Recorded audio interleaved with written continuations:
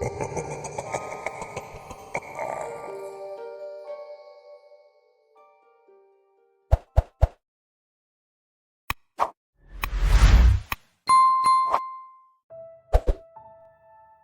screams echoed through the trees. I couldn't tell if they were human or animal. All I knew was they were loud, which meant they were close. As I listened to the high-pitched shrieks, it almost sounded like a couple of people having a shouting match. If I had been at my apartment in town, that's exactly what I would have thought the sound was. But then the pitch changed, and it took on a feral quality. I knew whoever or whatever was making the sound. I wanted nothing to do with them. Thinking you're alone in the wilderness is one thing. It gives a certain freeing feeling like you're so close to nature, but knowing you're alone and hearing the terrifying, nearly indescribable sound sent chills down my spine. I quickly questioned how much longer I would be alone or alive. Did those things know I was here? Were they planning their attack, or was it just a gathering of something like a harmless chill session in the woods in the dead of night? Survival instinct was screaming for me to get out of there as quickly as possible. To hell with the tent and my supplies, just leave. For a brief moment I nearly listened. Later I would wish I had. Fortunately, I hadn't made a fire yet and decided against one now. If by some miracle those things didn't know I was here, a fire would draw them in like flies to, well, something I didn't want to be in. Even though the screaming was still going at a fever pitch, I quietly snuck into my tent and zipped it shut, as if some flimsy material would magically keep at bay whatever beasts were raging out there. Searching through my pack, I found my Swiss Army knife and kept it firm in my grasp as I lay down on my sleeping bag. I didn't dare settle in for the night. Sleeping through being attacked by wild whatevers and torn to shreds can be bad for my health. As I lay there, eyes wide, listening to the horrible shrieks that seemed to come from everywhere, they suddenly stopped. At first, this was a relief, but when the sound stopped, so did all other noises of the forest. It was as if someone had hit the mute button on all of nature. I heard a loud thumping sound that sounded like drums beating faster and faster until I realized it was my heart. Trying to calm myself so I didn't have a heart attack on the spot was a challenge. I tried to think of calm blue oceans and sunrises, of beautiful things that had nothing to do with the situation I was in. Apparently, I did my job too well. I don't remember falling asleep, but I remember waking up in a panic. Jumping up, I looked all around for the beasts that were coming to get me, when all that stared back at me were the contents of my backpack and the four walls of the tent. I allowed myself to take a few deep breaths. It was morning, the sun was up and the birds were singing. I took both of those as good signs. Being alive was a bonus as well. It was decision time. Do I pack up and cut my trip short by 2 days? Or do I write off last night's incident as a rare occurrence and not worry about it today in the daylight as the sun's rays bathed me in warmth? It's funny how fear manifests itself so much stronger at night. Last night the forest seemed like the most horrifying place I'd ever been. Today it looks like all the beauty of nature is spread out before me. I couldn't imagine anything bad happening in such a picturesque place. As I looked out over the clearing in the woods, I saw a large dark spot that was moving towards me. I dove into my tent and emerged with a pair of binoculars. Peering through them, I saw the spot was a bear, and it was headed my way. So much for nothing bad happening in nature. My plan of action was to hide and hope it went away or turn down another path before it got here. That plan didn't work out so well. Within 15 minutes, I could hear it snuffling around the campsite looking for something to eat. I hoped it wouldn't be eating fresh camper. The can of bear spray was firmly in my hand with my white knuckles clenching it. Having it was one thing, using it was another. That was my last resort. Spray and run. The sniffing got louder and I could see the bottom edges of tent being pushed in by a large nose. My knuckles grew a little whiter as I followed its progress along the edge and around the tent.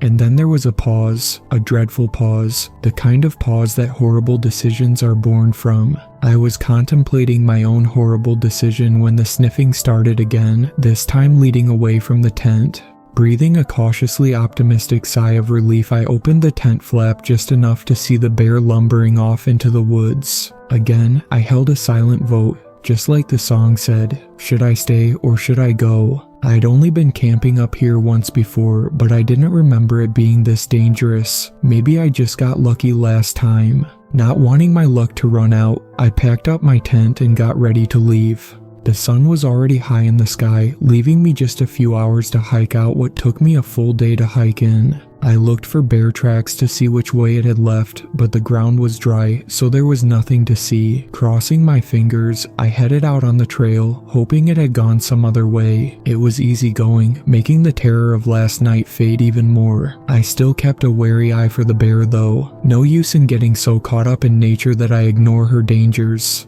After around an hour of walking, I found a large rock on the side of the trail and decided to take a break. Pulling out a granola bar and a bottle of water, I looked around as I snacked. There was a clearing in the woods and a rough path leading to it. It wasn't any official path, just one that happens when a lot of feet go the same way and tramp down the foliage. There was a faint whiff of smoke coming from the clearing, but I couldn't see exactly what was causing it. My curiosity wanted to see what was there, but my common sense said no way. In the end, curiosity fought dirty and said the smoke meant there had been a fire and the ashes could blow into the trees if the wind picked up and cause a wildfire. It was a good point, even though the wind was uncannily still at the moment. I took a quick look around to make sure the bear wasn't sneaking up on me, then started down the narrow path. The trees blocked out some of the light as I headed down the path toward the clearing, making me literally descend into darkness. It wasn't a good feeling. My eyes darted around, looking for anything out of the ordinary, and I slowed my pace. Then suddenly, the trees opened up and daylight shone brightly on the clearing, and the remnants of a fire with a wisp of smoke still rising.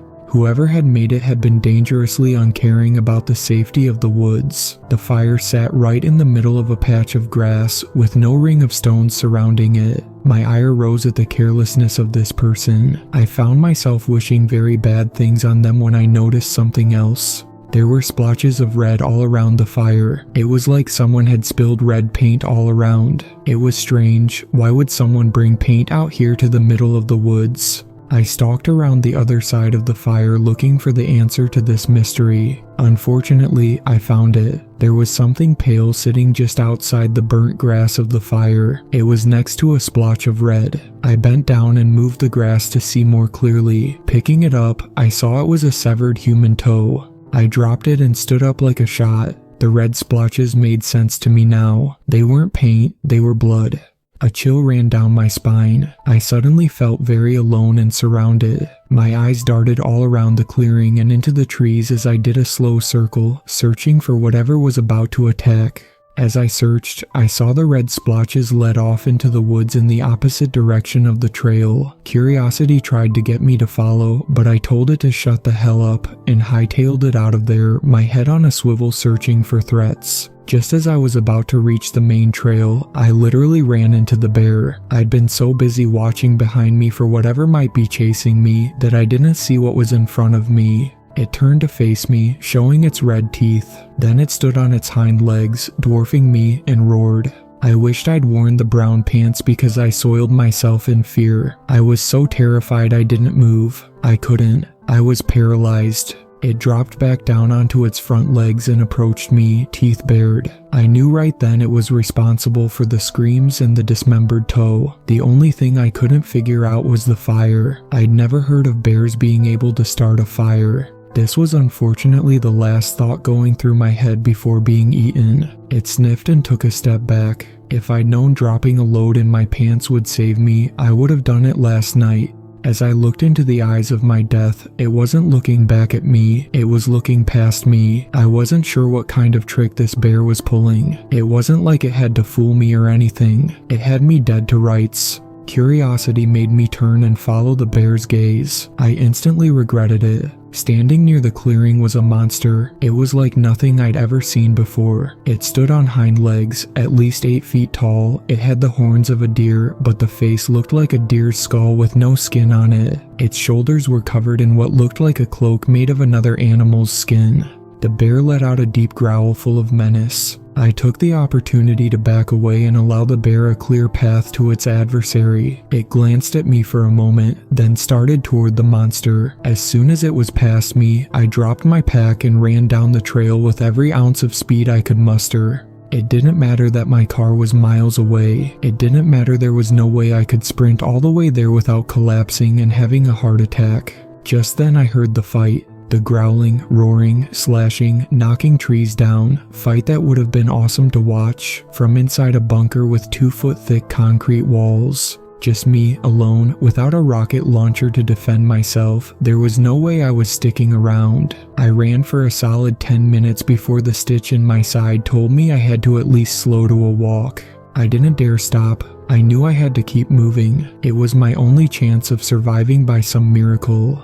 The sounds of the fight echoed throughout the trees, making it seem surreal to hear it, then hear it echo back again. It sounded like the fight was slowing down. I hoped it would last for a while longer. Maybe whichever one would forget about me or be too tired to track me down. My walk had become a limp. I was nearly out of energy and had a mile to go to the relative safety of my car. Surely by now I could take it easy. As the thought rolled through my brain, the sounds of the fight ceased. The fading echo was all that remained. I wondered which one had been victorious and comforted myself that the victor was surely enjoying the spoils by feasting on the fallen adversary. But in the back of my mind, unease grew. What if it didn't forget me? What if it was following me right now? I found myself walking a little faster, much to the pain and chagrin of my legs. The silence that fell in the aftermath of the fight was disconcerting. The animals around me that had been chattering away, suddenly falling silent, was alarming. I started jogging, each step a new exercise in pain. There was no doubt I was being followed. The footsteps behind me were getting louder by the moment. My car was in sight. I was almost free. The footsteps behind me were very loud now. I knew it was right behind me, but I didn't dare look back. Run, don't think, just run. My thoughts screamed at me. Even my curiosity had no desire to look back. 10 steps from the car, I dug in my pocket looking for my keys. For a brief, terrifying moment, I couldn't find them. Then I dug a little deeper and came away with my prize. I hit the remote to unlock the car and dove into the driver's seat. The engine had just roared to life when the monster appeared. I threw the car in reverse and stomped on the gas, whipping around and making the monster miss crashing through the windshield. I jammed it into drive and floored it as the monster recovered and started after me. For a long, horrid moment, it seemed to be catching up to me. The road was gravel and had several potholes in it. I found myself swerving to miss the biggest ones so my car wouldn't bottom out. But by doing so, the monster gained ground. It was almost within reach of my rear bumper when I slid sideways onto the main road. Once on the pavement, I floored it and watched with satisfaction as the monster fell behind. I breathed a sigh of relief as I relaxed and settled in for the ride home. It wasn't long until I was pulling into my driveway and parking. My head fell back against the headrest, and I was tempted to take a nap right there when my nose reminded me of the state of my pants. Walking in empty-handed was a mixed blessing. I'd left hundreds of dollars in equipment behind, but at least I was alive. My shower called to me. I stripped, threw my pants and underwear in the trash, then settled into the longest, most rewarding shower of my life. After drying, I threw on a Metallica t-shirt and a pair of shorts. I came back out to the living room and settled in to watch a movie. Horror was out. I knew I'd have nightmares for weeks about my ordeal. I decided to watch an episode of Wipeout. 3 episodes later, I found my eyelids fighting gravity and exhaustion. Heading to bed, I turned out the lights and stepped up to the living room window. Looking out over the lights of town, I sighed, seeing the trees of the park far in the distance, and knowing I'd never visit there again. Before I turned toward my bedroom, something caught my eye. It was impossible. I rubbed my eyes to be sure. The monster was creeping out of the woods and coming straight toward my house. As I watched, it looked up and saw me, our eyes locked, mine full of fear, its full of menace. I ran through the house making sure every door and window was locked. After that, I went to my bedstand and pulled out my snub nose .38, checking to make sure it was loaded and grabbing a handful of extra bullets, shoving them in my pocket. Running back out to the living room, I looked out the window, but it was gone. Pressing my face against the glass, I searched the front yard, but it wasn't there. For an instant, I wondered if my imagination had been playing tricks on me. I went to the kitchen window and looked into the backyard. It was dark, and I couldn't see much. Reaching for the light switch, I hesitated, not wanting to see it suddenly appear in front of me, but I had to know if this thing was real or not. I would rather that I was going crazy than ever see that thing again. Flicking on the light, I took a half step back. Nothing was there. I scanned the entire backyard, all the way to the woods that bordered my property. Nothing. I shrugged and was about to go to bed when I heard it. My foot stopped on the first step, and I turned back toward the door. Someone or something was scraping against the front door. Feeling like I was in a trance, I was drawn to the door. Leaning up to the peephole, I closed my eyes and breathed a silent prayer that nothing would be there. My prayers were answered. There was nothing out there. As tempted as I was to just accept this audible hallucination, my shaking hand reached for the doorknob. The distance between my hand and the door seemed to fade, like one of those scenes in a horror movie where the camera zooms in while going backward. I turned the knob and held my breath while opening the door. Nothing was there. I released a breath I didn't realize I was holding. Looking around, the yard was empty, just the evening mist clinging to the lawn. My imagination had gotten the best of me. I turned to go back inside and saw the door and door frame had long scratches on it. My blood froze. It was real. It was here. It had tracked me down. As terror gripped me, I saw a flash of brown fur an instant before it charged me. In sheer desperation, I fell back into the door just as it hit the doorframe. Its antlers slammed into the doorframe, sending splinters flying as it struggled to get loose from the destroyed wood. I lay on the door, watching in grim fascination, stunned by the fact that it had missed gouging my eyes by a mere fraction of an inch. The doorway had saved me, the same doorway that was rapidly disappearing under the monster's onslaught. I regained myself and ran. As I darted through the living room, somehow I had the presence of mind to grab the house phone and dial 911 as I headed down the basement steps, slamming the door behind me. 911, what's your emergency? Came the lady operator's voice. I'm being chased by a monster who's trying to kill me, I said, vaulting down the stairs. I'm sorry, could you repeat that? I'm being chased by a monster who's trying to kill me. Are you talking about a person? No, what do you not understand about the word monster? I shouted. Alright, it's my duty to inform you that prank calls will be reported to the police and you could face charges. Fine, send the cops. Maybe they can fight off the monster long enough to put me in cuffs. The line disconnected. Son of a... I said as I heard the monster stalking around inside the house. I squeezed myself into the far corner between the wall and the oil tank and tried to be as quiet as possible. Barely breathing, I listened to its measured steps as it crept from room to room. The floorboards complained with loud creaks, telling me this thing weighed considerably more than me. I heard it turn toward the stairs and thought about making a run for the cellar door that led outside when my phone rang.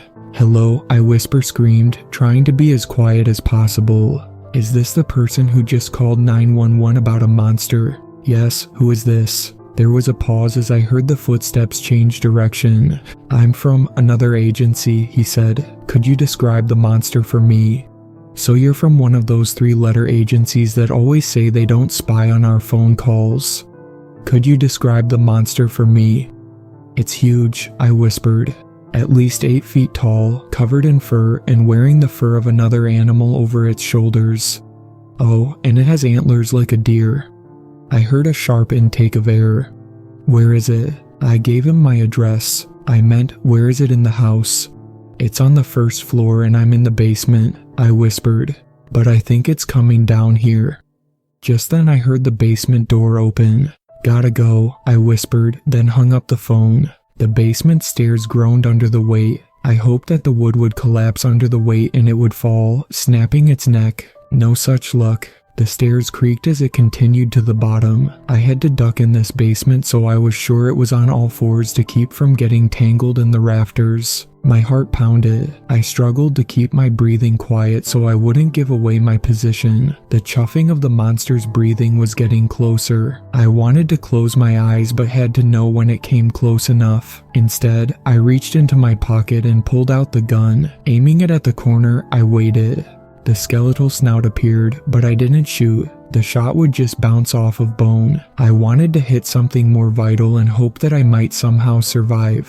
The rest of the bony skull made its appearance and went by without noticing me. Next came the neck and the rest of the body. I wasn't sure where this thing's vital organs were, so I held off, hoping that it might not notice me at all. Those hopes were dashed when it sniffed, then whipped around and stared right at me. I took that as a sign to shoot it in the chest. The gunshot was deafening, especially in such a closed space. My ears were ringing so loud I could barely hear the monster screaming and tearing my oil tank limb from limb, trying to get to me. I fired again, trying to hit any part of its body as oil flew from it, thrashing around. We were both covered in heating oil, and yet it still kept coming. 3 more shots didn't even slow it down. It was so close the muzzle of the gun was nearly touching it. I shoved the barrel in one of its eye sockets and pulled the trigger. The flame from the exploding gunpowder set the oil on fire. I don't know if it was that or the bullet bouncing around in its skull that made it shriek even louder. Flame engulfed its screaming form, making it look like a demon straight from hell. It ran out of the basement through the outside doors, bursting out into the open air and disappearing into the night.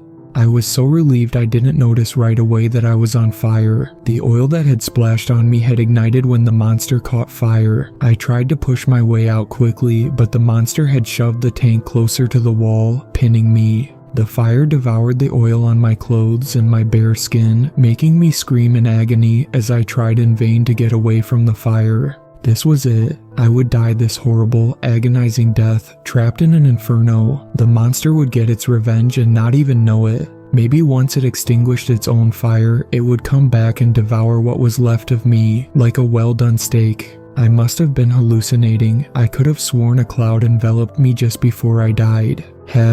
I woke in a white room with an annoying beeping sound that wouldn't stop. There was a smiling face sitting in the corner staring back at me, attached to a man I'd never met. "How are you feeling?" he said, stepping over to the hospital bed. "Am I dead?" I rasped. "Not yet," he chuckled. "It was close though. If we hadn't gotten to you when we did, you would have been a shish kebab." I tried to lean up, but pain put me back in the bed. "Yeah, you're not gonna be taking any hiking trips for a while," he said. "You've got burns all over your legs that'll need some time to heal." "I'm never going hiking again," I said. "Are you the guy I talked to on the phone?" "Yeah, do you mind telling me the rest of what happened?" he said, pulling out a pen and notepad. "Sure," I said, shrugging. "Since you saved my life, it's the least I could do." He pulled his chair over and got comfortable. "What happened to the monster anyway?" I said. He hesitated. "It got away, didn't it?" "Yeah," he said, lowering his head a little. "We lost the trail after it extinguished itself, but don't worry, we'll find it." I didn't comment on my opinion of the competency of government agencies out of respect for the man who saved my life, but suffice it to say I wouldn't be sleeping very deeply once I got back home. "Where would you like me to start?" I said. "The beginning is always a good place." A week later, I walked out of the hospital, literally. The doctors said I'd been very lucky. Because I'd been sweating, the oil didn't stick to my skin. Since oil and water don't mix, it was literally floating on top of the sweat on my legs. Even though I did receive some burns, they weren't nearly as bad as they could have been. I guess I'm just one lucky guy. Now I get to go home and barricade myself in my house, hoping that thing forgets about me, or better yet, that it had died from its burn injuries. When I got home, I walked up to the front door and saw the scratches on it. I took the steps one at a time, looking at the door frame where it had gotten stuck, trying to gouge my eyes out. I opened the front door slowly, as if expecting it to be waiting behind the door to nab me and drag me off into the forest to do unspeakable things to me. I released my white knuckles from the doorknob, then quickly shut and locked the door. Splinters and sawdust covered the carpet, along with muddy, inhuman footprints. After doing a quick walkthrough of the house to make sure it wasn't there, I grabbed the vacuum and started cleaning.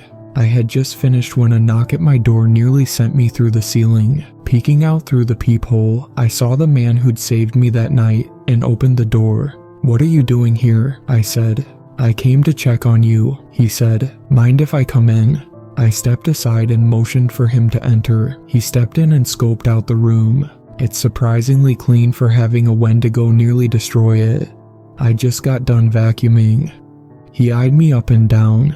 "Of course you did," he said, plopping into a comfortable chair. "So, how goes the hunt?" I said, sitting in my usual chair. He shifted in his seat. "It's going well." "So you've captured it then?" "Not exactly." "Killed it." He shook his head. "Then what have you done?" "I saved your life." "And I thank you. What have you done lately?" "Well, that's kind of what I'm here for," he said. "How would you like to join our team?" "Team of what?" "Cryptid hunters." I looked at him with sheer disbelief. "Pass. You haven't even heard." "I don't want anything to do with that thing," I said, walking into the kitchen. "But you're the only one who's ever survived an attack." I wondered to myself if that was true or if he was just trying to make my pride force me into a bad decision. "Pass," I said.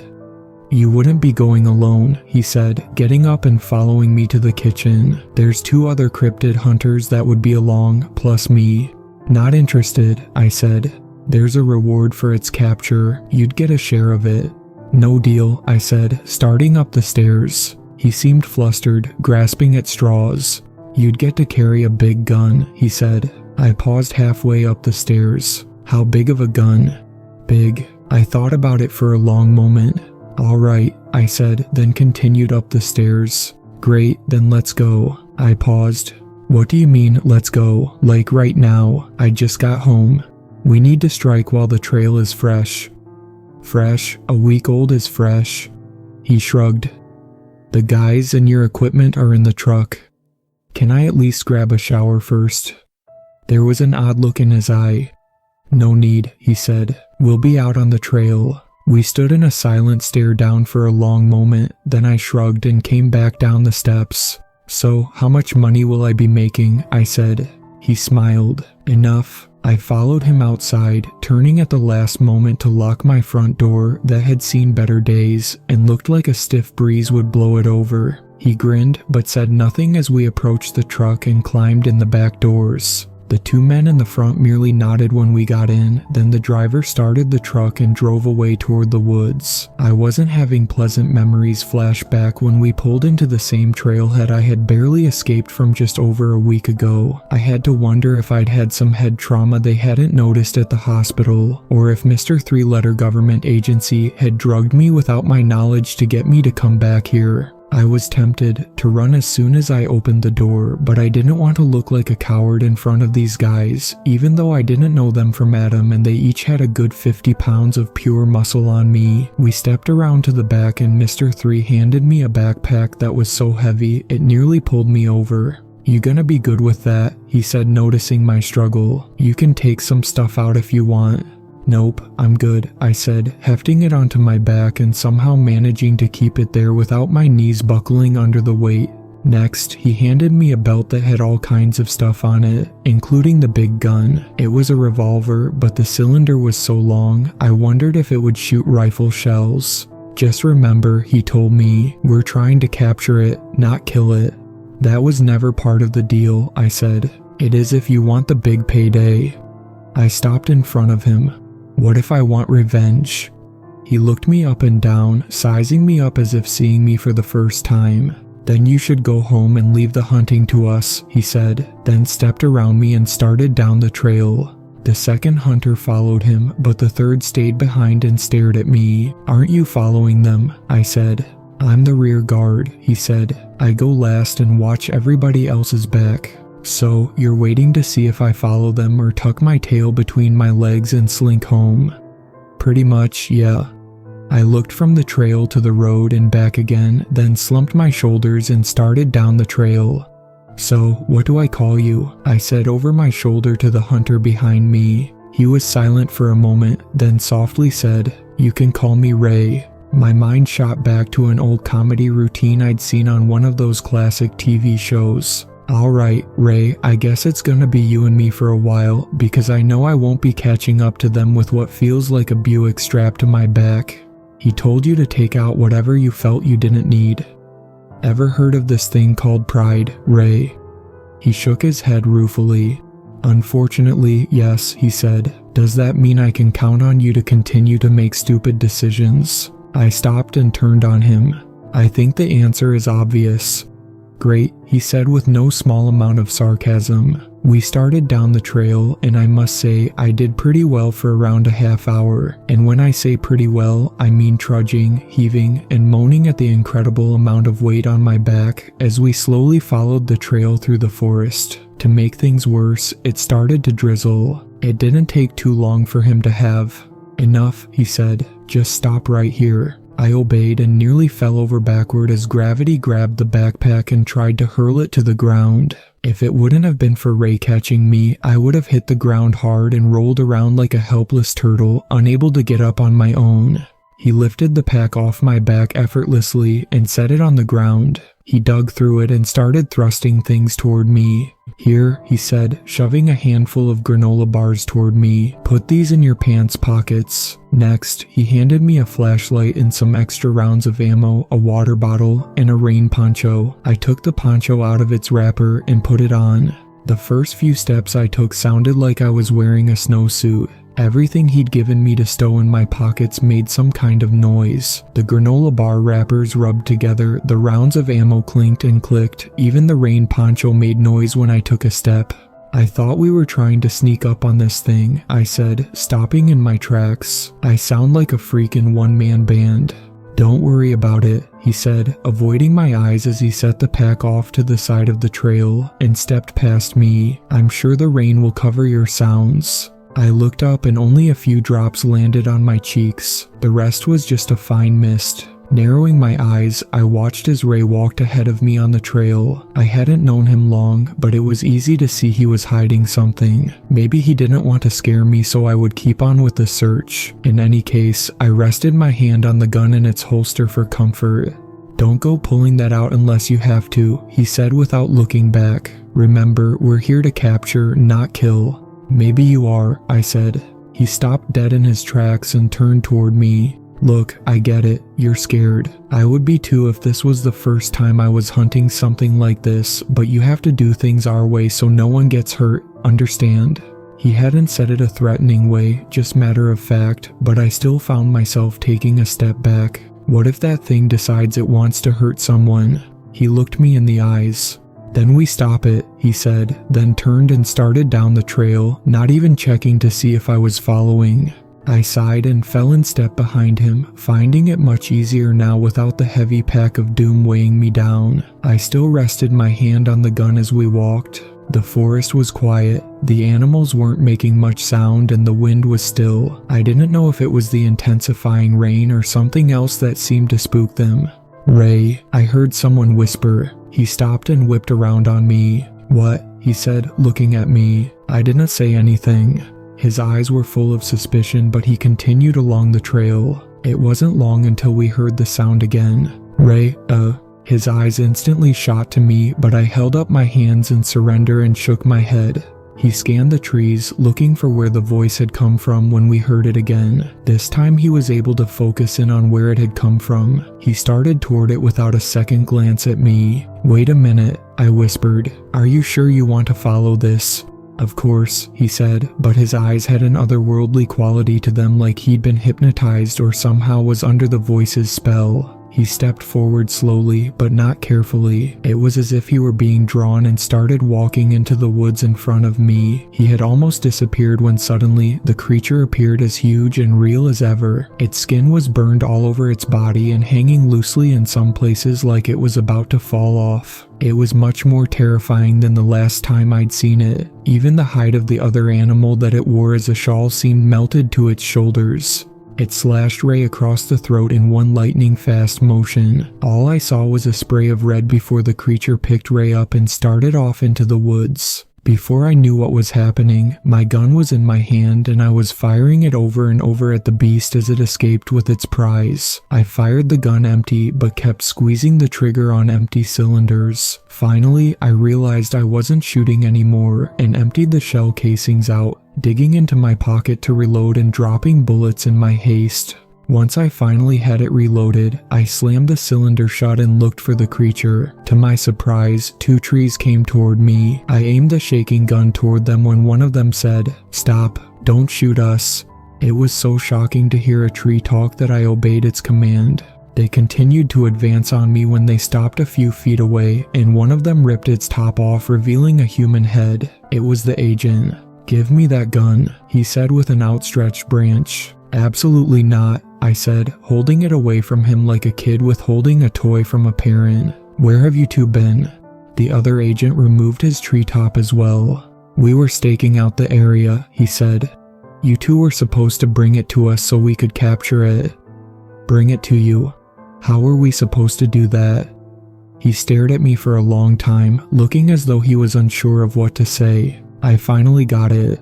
"You used me as bait," I said. "You knew once that thing got my scent it would follow me." He shrugged. "It was as good a plan as any. Except, it caught on to your little plan and now Ray is in harm's way and could already be dead." "What do you mean dead?" he said. I described him being taken with a special emphasis on the blood spray. He stared at me silently. "We need to regroup and think what our next tactic is." "Our next tactic is to find this thing and put as many holes in it as possible before it has Ray for an afternoon snack," I said, holding up the gun for emphasis. "I told you, we're bringing it in alive." "Even at the cost of our lives," I said, looking from one agent to the other. My point seemed to sink in grudgingly with both of them. "We still need to find it," the head agent said. "After we find it, we can debate killing it or not." "Fine, this way," I said, starting in the same direction I'd seen the creature and Ray disappear. "Who died and made you boss?" he said, following as quickly as his tree outfit would let him. I turned and faced him, serious as a heart attack. "Hopefully not Ray," I said, then turned and resumed in the direction I'd seen them. I didn't turn back to see if they were following, but I could hear trees rustling behind me. I hoped that was them or I was in trouble. As we walked, my senses were on alert, watching and listening for the creature in hopes that it wouldn't pull another sneak attack. Thinking back to the brief battle, I wondered how many of my 6 shots hit the beast and how many might have hit Ray. I couldn't be that careless in the upcoming fight. I would have to take better aim and be patient. Not only was there Ray to think of as a potential victim, but also the 2 clowns behind me dressed up as trees. We weren't on any trail, and that made it rough going for me. My legs were still sensitive and I had rushed out of the house in just a pair of shorts and a Metallica t-shirt. The rain poncho I wore gave me a little warmth, but not as much as I would have liked. When we left, it was nice out, with the temperature in the mid-70s, but once the rain started, it dropped 10 degrees. That plus the fact that we were walking through rough country, avoiding jaggers, thorns, and all kinds of plants that seemed like they were designed just for the annoyance factor. I can't imagine how those 2 behind me were doing in their ridiculous tree outfits. I turned to check on them, but they were gone. Slowly looking around the forest, I searched for them, but they were nowhere to be found. With their outfits on, they could have been right beside me, and I wouldn't know it. They also admitted to using me as bait. Maybe that's what they were doing again. I wish I would have stayed home, ordered a pizza, and watched Wipeout on TV, then fallen asleep on the couch. That would have been a good first day home from the hospital. Instead, I was freezing in the middle of the woods, all alone, and now that I had looked around, I lost which direction I was going. So now I was officially lost in the woods. Great. The rain was coming down harder now. I decided to look for some kind of shelter and regroup.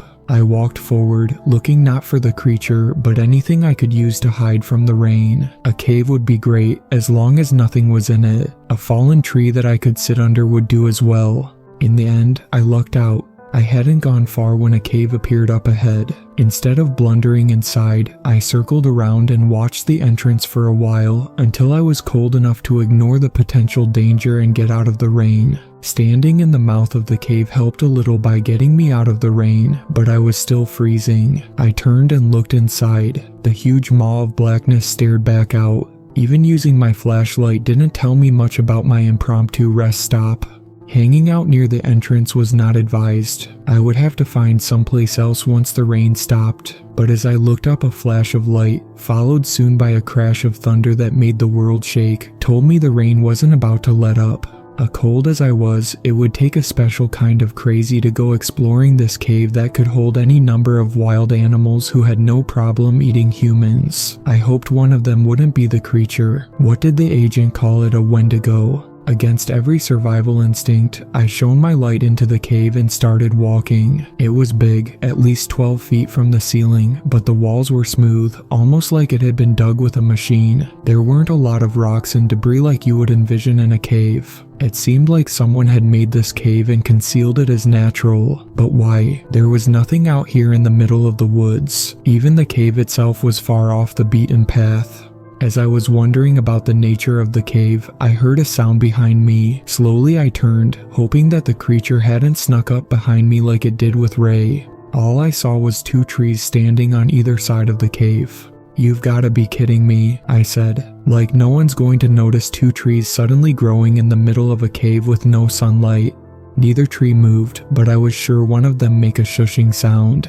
I shook my head and continued into the cave. The further I went, the more the flashlight struggled to ward off the dark. It was like the light was overwhelmed by the darkness. As big as the cave was, I came to a spot where it opened up into a larger room. The ceiling was so far up it was hard for the flashlight to reach. As I scanned around the room with the light, I settled on something over in the corner. The closer I got to it, the more I wanted to turn around and leave. I stepped up right beside it and pulled my shirt collar up over my nose to cover the stench of death and decay. It was Ray, or what was left of him, strung up on a rack. Both his legs were gone and the huge puddle of blood under him didn't give me hope that he had survived. I reached up and felt for a pulse anyway. My hand went right into the opening where the creature had slashed his neck. There was no pulse. At least I didn't see any bullet holes in him. That made me feel a little better. I hung my head and turned to report to the trees following me when I saw a sight that made me question reality. The creature had returned.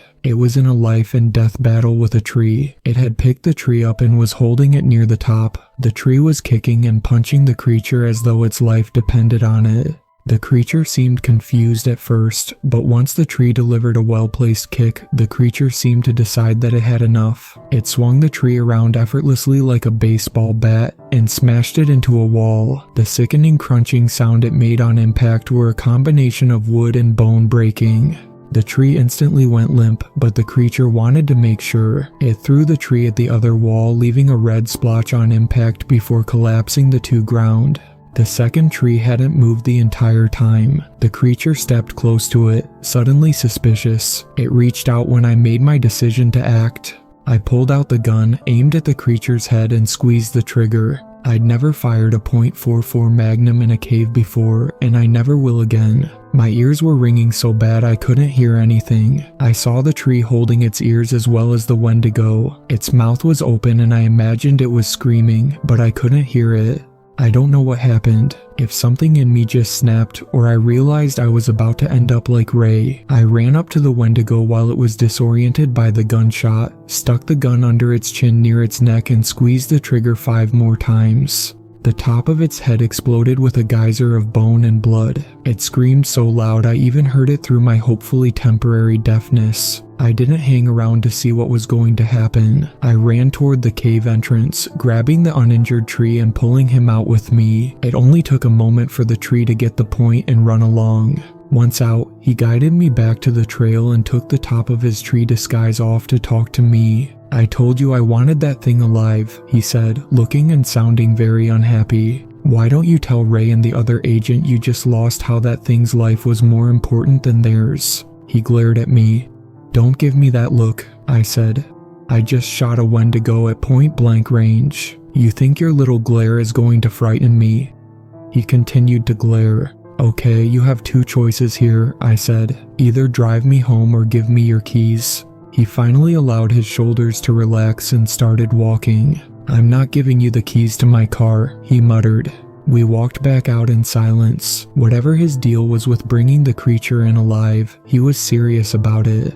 I was just glad the whole ordeal was over. Do you think it's dead? I said. He ignored me for a few minutes, then finally said, I don't know. I've heard some amazing stories about how they recuperate. Wow, gee thanks, I feel so much safer now, I said as we rounded a corner and there standing in the middle of the trail was a huge bear. We both froze. What do we do? I whispered to him. Shut up, he whispered back. We stood as still as humanly possible as the bear sniffed the air and lumbered up to us. For some reason it looked familiar. Could it possibly be the same bear that fought with the Wendigo over a week ago? It had some scars and scratch marks on it that looked partially healed. It stepped up to the agent and stared at him. Perhaps it had never seen a tree partially eat a human before. That's what he looked like with the top of the outfit off. Like the tree had half digested a human the way a snake devours its prey. Then it stepped over and sniffed me. Its eyes grew wide with what I would almost call fear. But that couldn't be right, could it? I mean, why would a bear be afraid of me? It turned tail and ran off into the woods without looking back. What was that about? I said. Do you really want to question it, or just get out of here? Get out of here, I said, my feet already double timing it down the trail. We were within sight of the car before we slowed down. Both of us were breathing hard from power walking the whole way. I was sure it couldn't have been easy for him in that tree suit. I think I may have figured it out, he said as we arrived at the car and he fished out his keys. Do tell, O wise one, I said. It smelled the Wendigo's blood on you. What difference does that make? Think about it. If you're enough of a badass to have Wendigo blood on you, the bear probably didn't want to mess with you. I thought about it, and it made sense in a way. Just as we were about to leave, we heard an inhuman shriek off in the distance. He turned to me with a gleam in his eyes. Oh no, I said. You take me home right now, then I don't care if you go try to hunt this thing down and end up getting eaten. Oh, alright, he said, pouting. We drove in silence, each of us in our own world of thoughts. Every once in a while I couldn't help glancing in the rearview mirror, just to be sure. When we arrived at my house, I got out and turned to leave, then stopped. Why was that cave man-made? I said. What makes you think it was man-made? He said with a nervous chuckle. The walls and ceiling were too smooth, I said. They seemed rough enough to me, he said. So you're not going to tell me that there was a secret military base nearby? You enjoy your recuperation, sir, he said, handing me a business card. If you ever have problems like this again, give me a call. I dropped the card on the seat. I think I'd be better off on my own, I said. You don't protect your partners very well. I walked inside my house without looking back.